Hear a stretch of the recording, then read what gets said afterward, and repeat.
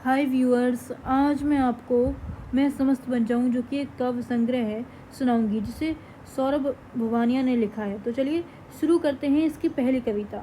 तुम भी बीत जाओगे। यह समझ लेना कि यह भी बीत जाएगा।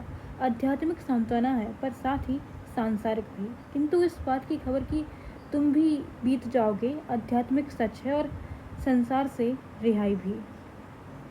इसी काव्य संग्रह की अगली कविता है जिसका शीर्षक है किसी सोच में डूबे तुम। बाद के बंदोबस्त के लिए हर खुशी स्थगित, चढ़ी हुई आंखें कह रही हैं किसी सोच में डूबे तुम। किस चिंता में तुम, किस पल का इंतज़ार, या फिर बीते पल में फंसे किसी बात का मलाल। यह चलता दिमाग, यह शातिर सोच, तमन्ना फतेह कर लेने की आने वाले पल को। ज्ञान दो पैसे का केवल, पर इठलाना शिव सा। शांति दो पल की नहीं पर जताना संत सा।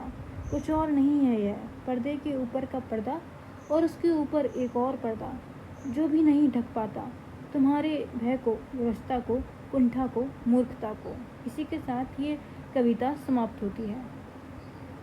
इसी काव्य संग्रह की अगली कविता है जिसका शीर्षक है मैं समस्त बन जाऊं। इस कविता के माध्यम से कवि ने समस्त बनने की इच्छा व्यक्त की है। तो चलिए शुरू करते हैं ये कविता।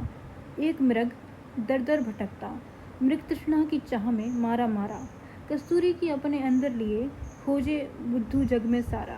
भीतर जो कभी झांक ना पाया, कस्तूरी ना आई मृग के हिस्से। यही कहानी हर पल दोहराती, मेरे तेरे क्या अलग हैं किस्से। या तो भटकूं दर दर जग में, या तो खुद में कस्तूरी पा जाऊं, या तो मैं रह जाऊं, या फिर मैं समस्त बन जाऊं। इसी के साथ ये कविता समाप्त होती है। इसी काव्य संग्रह की अगली कविता है जिसका शीर्षक है मौन संवाद। तो चलिए शुरू करते हैं ये कविता। उस सघन शाम में तुम मेरे करीब थी और मेरे तुम्हारे प्रणय का समंदर साक्षी था।